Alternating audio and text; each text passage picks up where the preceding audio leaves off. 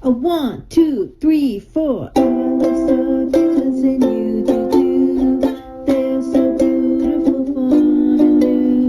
The gift that keeps on giving on and on.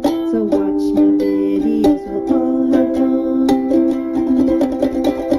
Hey, welcome back to my channel. Thank you for coming back. I'm so glad you guys are here.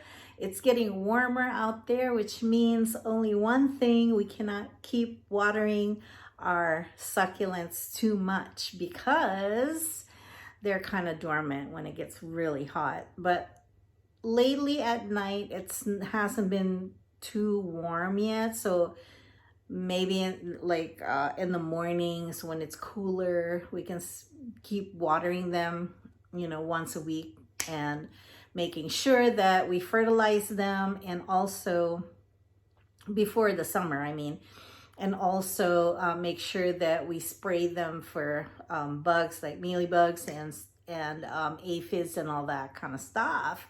So just keep a little bit, keep an eye on them a little bit, because usually around this time they don't like to soak up any more water. They're gonna close back up, and you're gonna start worrying, oh my gosh, what's happening to my plants? But don't you worry, because that's just what they go through every year. Though I can't help myself, because I look at them like, oh my gosh, they look so sorry, like they're so sick and stuff, but they're not. So don't worry about them. Do not overwater them, because if you overwater them, they're not going to soak up the water, and then they're just going to rot the roots.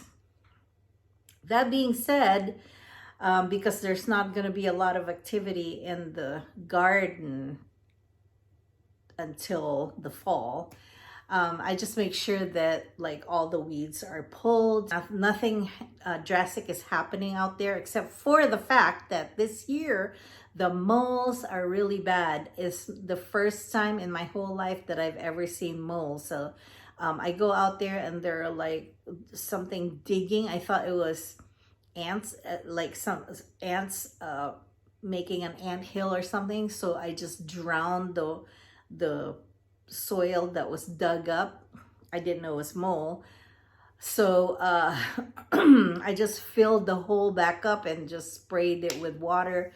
Apparently they're not there, but they've already dug so many holes in the garden that it's really it's so annoying, because I hear that they dig and then they eat the roots of the plant, so which is going to be I'm not going to be happy about that. So whatever my husband is doing out there for the moles, it's like, I don't want to see it. I don't want to know. I don't, just keep it a secret, because I don't want to know.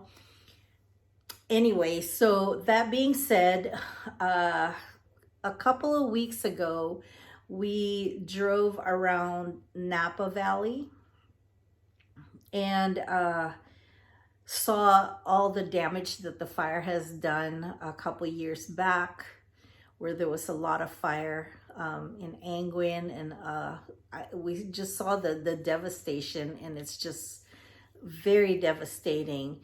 And it reminded me of a story in LA once, where a lady had a succulent garden, and it actually saved her house from burning out once, because she had succulents everywhere, and we all know that succulents have water in them. They contain water, so perfect for the Napa Valley, because up here in Northern California, where there's a lot of fires happening, it's probably a good idea to plant succulents all around your house. Well, my house is nothing but succulents, but in Spain, they would plant sedums on the roof of the houses, because they feel like it has a lot of water, so it just, like when it's really, really hot out, it kind of absorbs the heat from the sun, and then it keeps the house cool. So succulents are not just a pretty face, you guys. They actually have a function. They function as fire escapes, is what they call them. So I have succulents all around my house, so if the fire is coming to me, my house is the only house that's not gonna burn up here.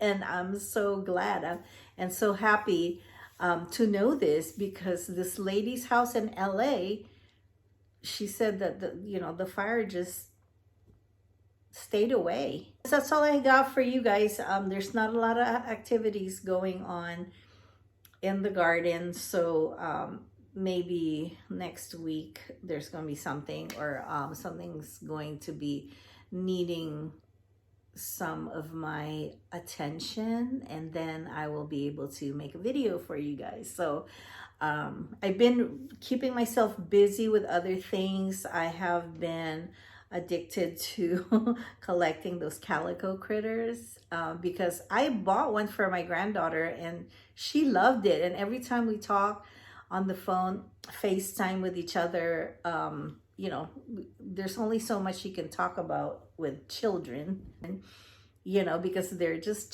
children, they're babies. So we do playtime in the dollhouse, and I actually started making videos for them, so that instead of watching whatever on the internet, on YouTube, they could be watching the videos that I made for them. And it would be personalized. But if you guys are interested, you have kids and you want to watch these videos, and you want your kids or your grandkids to watch the videos, it is called Dovey's Dreamland, and that's me, Dovey. They call me Dovey. And so far I only have 2 videos so far, but I'm gonna keep adding them because I like making these things. It's so cute. The calico critters are just like little tiny animals that are dressed up, and I've actually made clothes for them, made furniture for the house. And I just went to the thrift store and got some doll houses. And maybe the next video I will show you what I've got, and then you guys can divert your attention a little bit from succulents. Why not? Because there's really not much happening. I will probably do an update for the indoor plants also, because the indoor plants are starting to grow and starting to propagate those too. Wow. And my poinsettia still has red leaves. That's so weird.